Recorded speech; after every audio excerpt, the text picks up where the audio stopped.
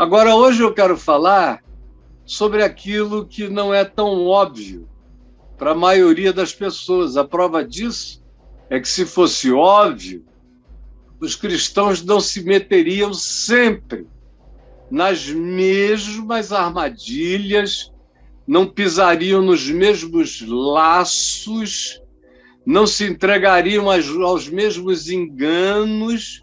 E o pior de tudo, fazendo isso como se fosse para agradar a Deus, como se fosse prova de fé, como se fosse reconhecimento identitário de quem nós somos para Deus, como se fosse confiança no cuidado de Deus por nós.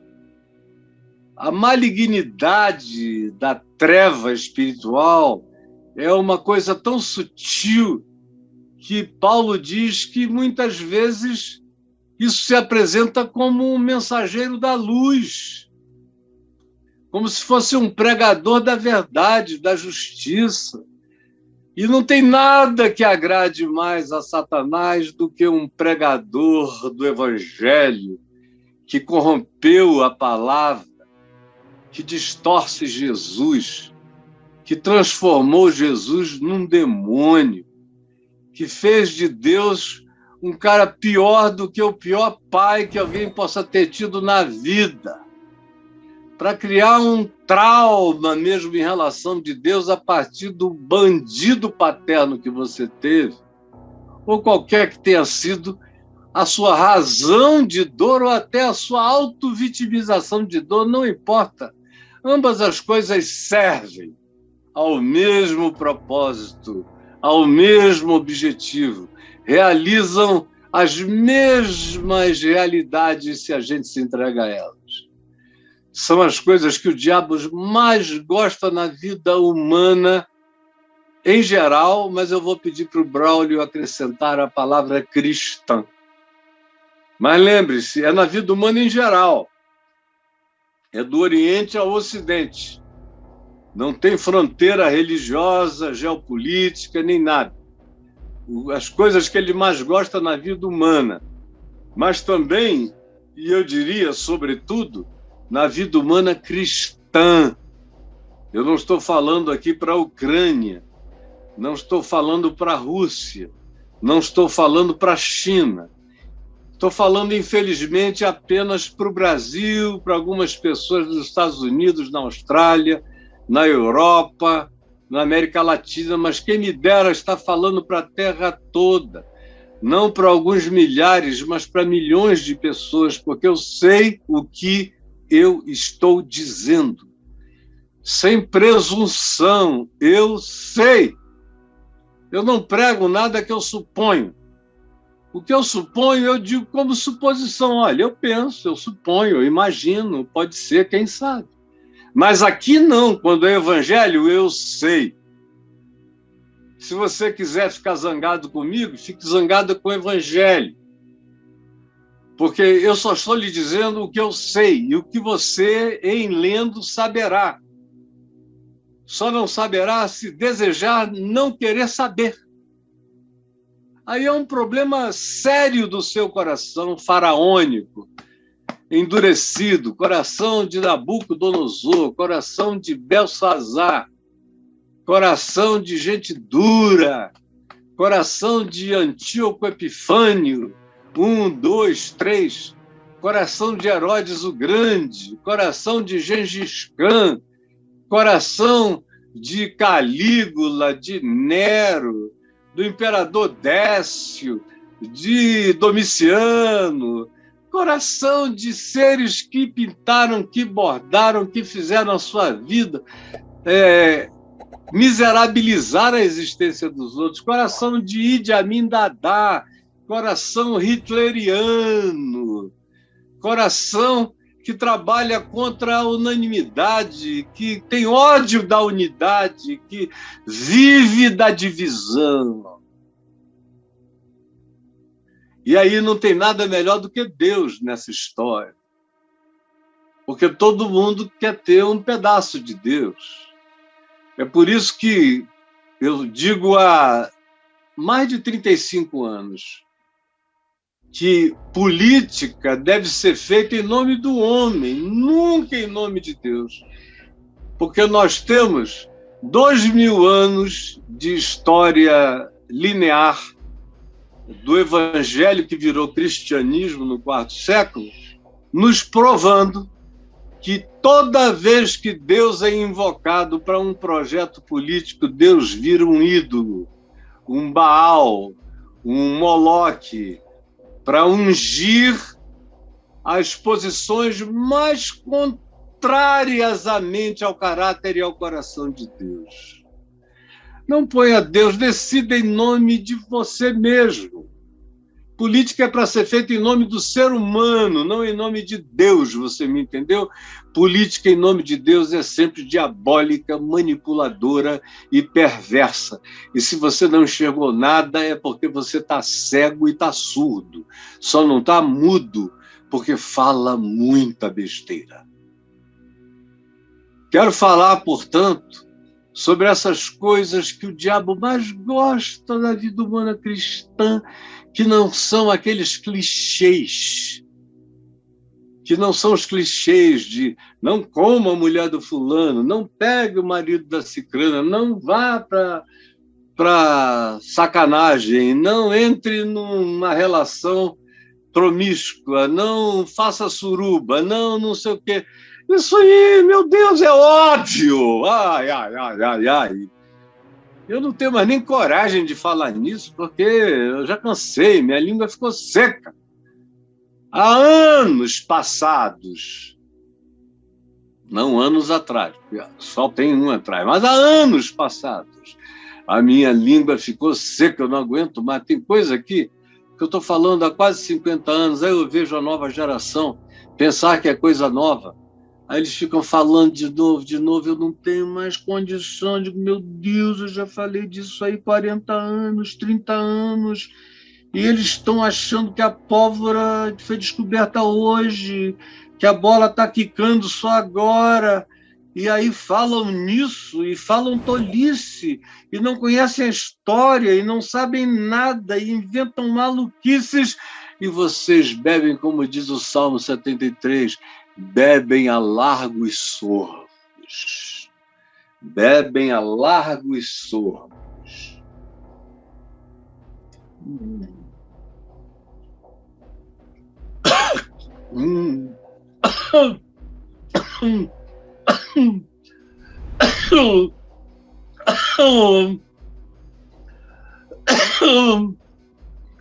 Bate na minha costa, Caio. Bate. Bate. O que foi, meu irmão? Não, eu bebi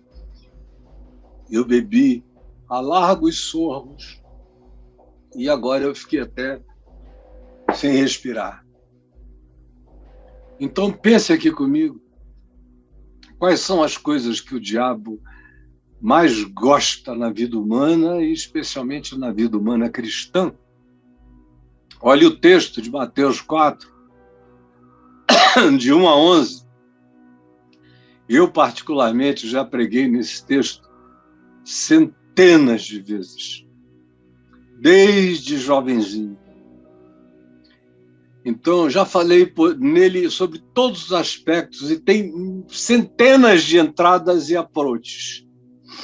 Mas hoje eu quero falar sobre aquela coisa mais básica, que até o mais tapado de todos os seres humanos não pode não entender. Porque quando eu sofistico um pouco mais, tem gente que diz, eu não entendi porque ele foi muito elevado ou muito profundo. Mentira, todo mundo que quer me entende. Mas eu não vou te dar nesse pretexto. Eu vou te dar logo as 3 coisas que o diabo mais gosta. A primeira, com base em Mateus 4. A primeira coisa que ele mais gosta é um crente que crê em magia. Magia. É aquele cara que diz que para Deus tudo é possível. Como Jesus disse, para Deus tudo é possível. Mas que tudo é possível para Deus? Qual é o tudo que Deus pode tornar possível o que Deus quer tornar possível. Porque Deus é todo poderoso, mas ele não é todo flácido. Ele é todo poderoso, mas ele não é todo leviano. Ele é todo poderoso, mas ele não faz barganhas. Ele é todo poderoso, mas a promessa dele não está à venda. Ele é todo poderoso, mas ele é todo bom. Ele é todo misericordioso. Ele é todo justo. E a justiça dele não é medida na natureza. Na natureza, quem olha com olhos morais para a natureza, e a maioria absoluta, até os ateus, olham para a natureza com olhos morais. Como eu vi um garotinho ontem, meu filho Daniel me mostrou aqui um garotinho, garoto mesmo, menino, querendo aparecer na internet, se dizendo satanista. Aí eu fiquei ouvindo lá os argumentos dele, ele quer ser intelectual também, aí cita umas bobagens. Aí botou um leão comendo um cervo. Aí abriu a barriga do cervo e começou a comer, e levantava a cabeça com aquele sangue na juba. E ele dizia, qual é o Deus que, sendo bom, cria uma natureza onde o leão tem que comer o cervo? Aí eu falei, meu Deus, o cara ainda está com essas questões lá de trás, desde os gregos, e que no Ocidente ficou famosa com Baudelaire, que dizia que se Deus é bom, não é todo-poderoso, e se é todo-poderoso, não é todo bom, porque tendo todo poder, não teve a bondade suficiente para executá-la, ou então, se ele é todo bom, ele não teve o poder bastante para realizar a bondade que queria. Ou se ele é todo poderoso, ele não é todo bom, porque tendo todo poder, não teve a vontade de caráter de fazer o bem. É um argumento, meu Deus, que vem desde o século XVI, entrou pelo XVII, pura bobagem. Eu até já respondi isso algumas vezes em livros, e no meu livro O Enigma da Graça, eu dou uma viajada por dentro disso, porque eu sei que é uma pedra de tropeço para quem nunca pensou na vida, nem na história, e não tem nenhuma profundidade de olhar filosófico para a existência. Aí lá estava ele.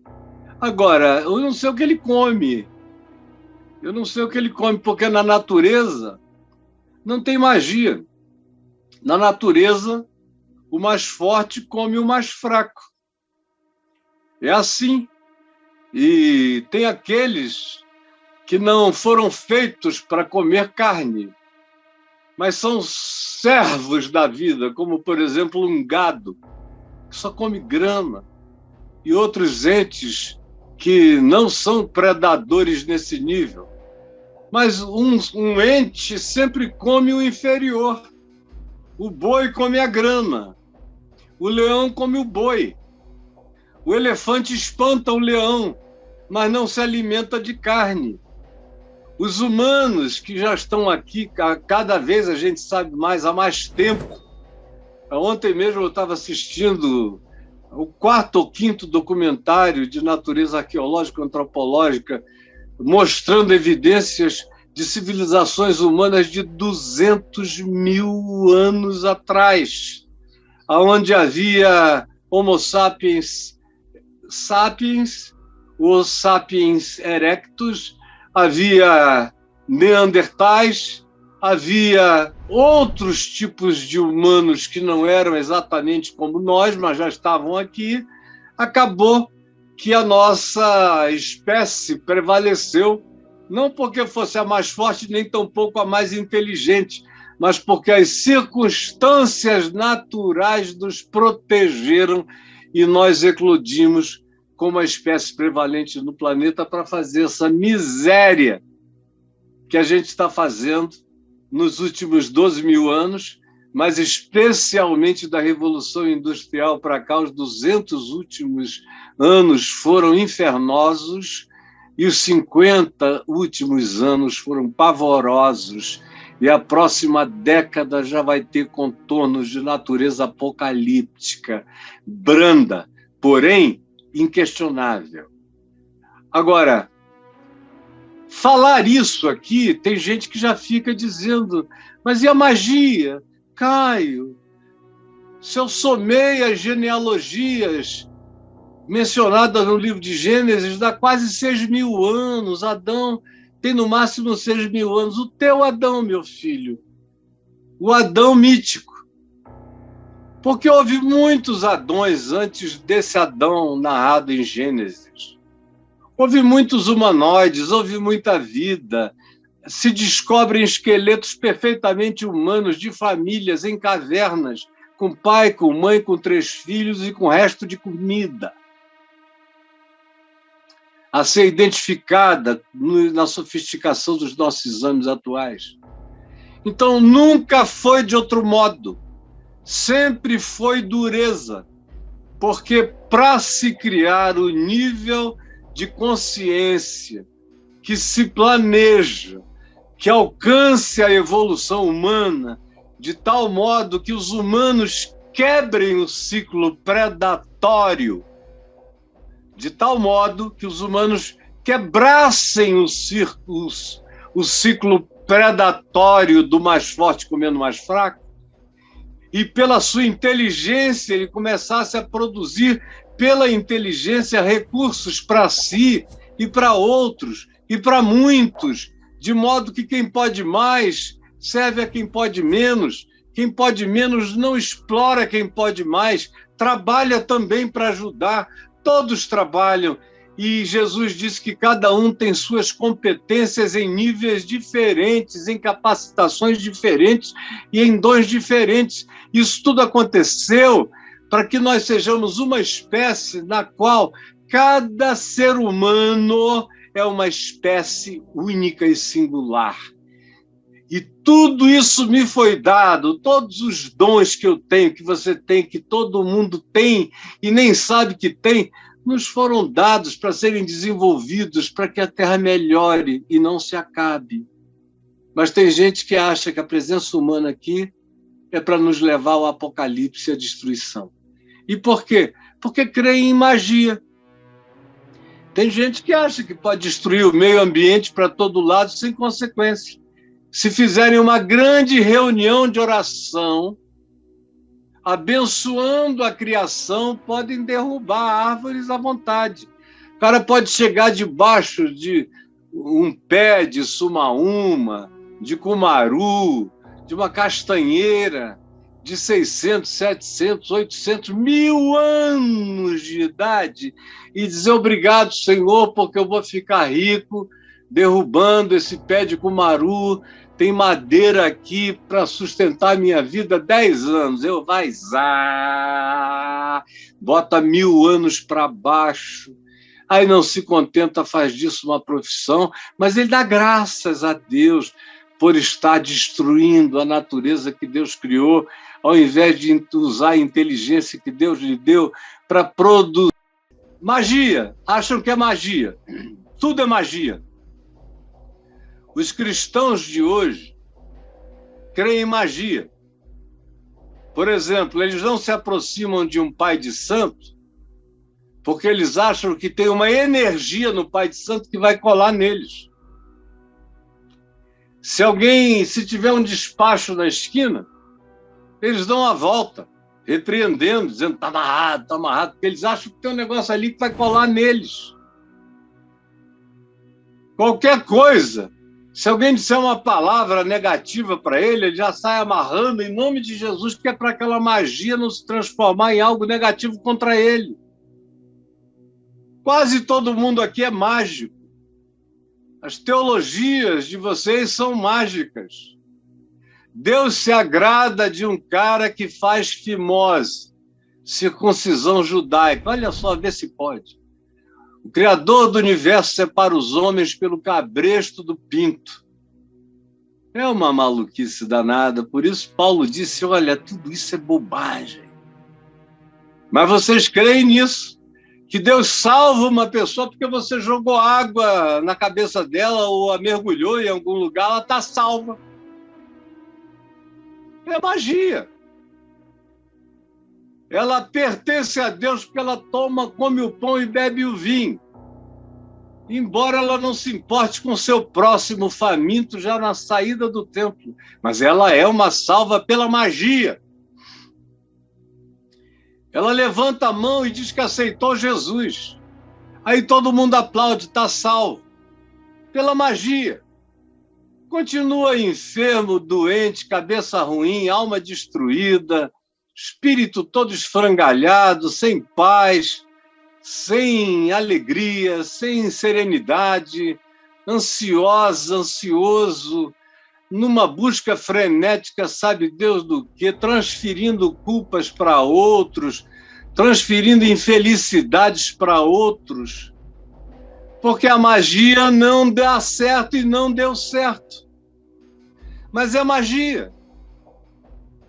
Esses cultos, esses pregadores para os quais vocês vão, 90 e tantos % deles são pregadores de magia. São coaches de magia que ensinam você que se você aprender aquelas frases clichê e ficar repetindo, você é capaz até de reprogramar o seu DNA, já pensou? Pura magia! Ou como o cara que chega e diz, eu já fui em 2 funerais. Eu já fui a milhares. Ele disse que foi a 2. Chegou lá, abriu o povo e falou assim, se afastem porque esse pessoal vai levantar. E mudou de assunto, sabe por quê? Ninguém levantou. Mas ele conta metade da história para estimular a magia. Eu já fui a milhares de funerais. Milhares. Ninguém levantou, mas a família ficou em pé e foi para casa consolada. Ninguém ressuscitou, mas o pai e a mãe que estavam mortos de tristeza se revigoraram na vida e prosseguiram. Isso não é magia. Agora, no que você crê? Pode ser que a estrutura, a arquitetura, o arcabouço dos seus dogmas, das suas confissões, das suas crenças, sejam todas elas mágicas. Mágicas. Espero que você esteja me ouvindo bem, porque aqui, para mim, a minha imagem deu uma borolada, está ficando mais nítida, mas eu quero é ser ouvido. Preste atenção. Então, a primeira coisa é magia. O diabo vem e diz a Jesus, se tu tem uma dúvida sobre a questão identitária.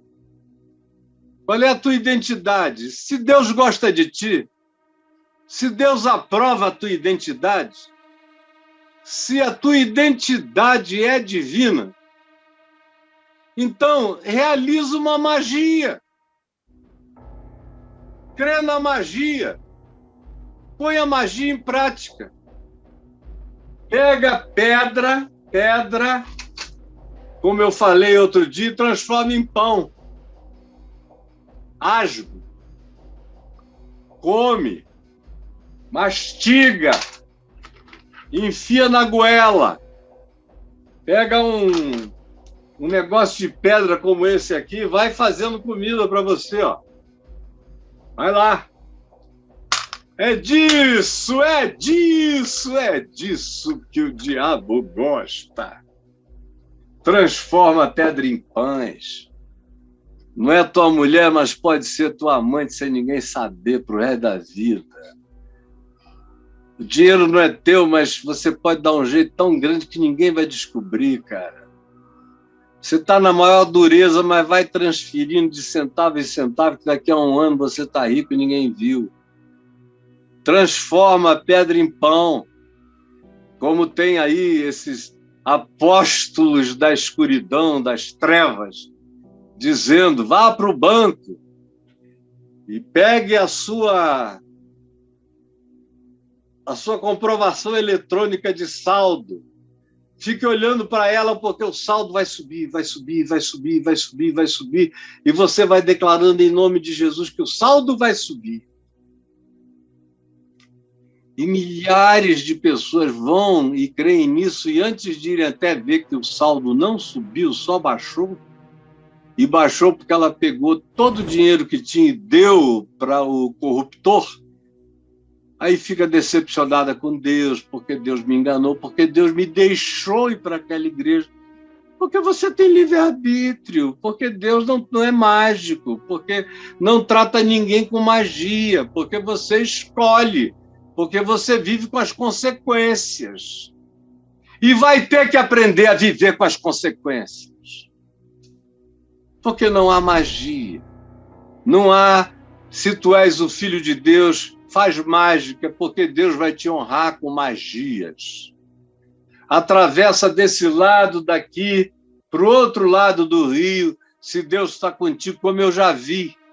Eu já vi, no início da minha conversão, gente entrar nessa. O Senhor falou que o nosso grupo de oração vai atravessar o rio tal, lá no Amazonas. Aí escolheram, graças a Deus, um riacho pequeno, porque se fosse um rio grandão, ia ser morte certa. Aí os caras oraram e saíram. Foram saindo e o líder dizia, quando chegar na parte mais funda, o Senhor vai nos subir. Aí eles foram, quando chegaram na parte mais funda, quem não sabia nadar quase morreu, só não houve um desastre, porque alguns incrédulos ficaram na margem e salvaram todo mundo. Graças a Deus, mas magia é o que alimenta a vida de quase todo mundo. Tem gente que gosta de mim porque diz que eu não tenho fé. Porque diz que eu não tenho fé. Porque eu não prego magia. E eles só conseguem identificar fé com promessas mágicas. E eu não tenho nenhuma a fazer, porque Jesus não me autoriza a fazê-las. O que Jesus diz é, nem só de pão viverá o homem, mas de toda palavra que sai da boca de Deus. Vai comer o evangelho, que você vai aprender o que é bom para viver e o que não é bom para viver. Mas não entre na magia de transformar o que não é naquilo que deveria ser do seu ponto de vista, porque não será. E você vai terminar apenas com o estômago cheio de pedra. E a vida sem poder digerir a maluquice que você fez, como tem gente com indigestão há décadas. Outro dia eu estava conversando com um cara que me contou que a história dele era essa, e por isso agora ele era ateu, tem uma semana. Aí, o que você diz disso? Eu digo, não, acho natural. Se Deus para você era aquilo, e você se alimentou desse Deus, crendo que ele era Deus, e só comeu porcaria, está com indigestão de Deus já há quase 20 anos, é natural. Só vai passar quando você entender que Deus não é aquilo. Aí é melhor até ficar ateu mesmo. Fica ateu. Aí ele disse, o senhor não fica preocupado com isso não? Eu falei, nem eu, nem o Senhor. Porque ele te ama mais do que essas bobagens profissionais. Ele está vendo a tua dor, teu sofrimento, tua decepção. Orei com ele, quando eu acabei, ele falou, o senhor podia mandar o Pix para ajudar na construção da sua casa, porque até ela terminar eu vou ajudar todo mês. O ateu, eu falei, isso aí não é magia. Você vai mandar, vai chegar, vai virar tijolo, vai subir. E se um dia você quiser visitar, chegue lá que você será bem-vindo. Mas a primeira coisa que se ensina nessas teologias que se tornam populares é a magia. E a primeira magia é essa. Não tem que equivaler ao trabalho, nem ao esforço, nem ao estudo, nem a nada disso. Deus tem uma bênção mágica. E se ele te abençoar com a bênção da magia, até as pedras vão se transformar em pães. Aleluia! É ou não é, meu irmão? Não é isso que você está ouvindo para todo lado? Não é nisso que muitos de vocês embarcam? É proposta de Satanás, não deu para ver ainda não? Que tudo é em nome de afirmar a profundidade da sua identidade, da sua intimidade com Deus, mas é tudo mentira. Jesus sabia que o Pai não era o Pai das magias, Até os milagres dele trabalham dentro das leis profundas da natureza que ele próprio criou. Mas não tem operação de magia. Cada vez a gente entende mais a profundidade do milagre e da soberania de Cristo, operando desde as partículas subatômicas, as multiplicações de pães, a transformação de um elemento noutro, de água em vinho, na mesma natureza. Contém também H2O, contém tudo. Não faz nada estrambólico. As coisas têm sequência. O que acontece faz sentido e fará cada vez mais, tanto mais quanto a gente entenda as dimensões da nossa própria mente que estão atrofiadas. É por isso que a gente usa só 10% do cérebro. E é por isso que os cientistas, até pouco tempo, diziam que a maior parte do nosso DNA era lixo, que não servia para nada. Agora é que eles estão descobrindo que as coisas mais fantásticas habitam o que eles chamavam de as lixeiras do DNA, porque a ignorância é muito grande, a ignorância é fanática por magia.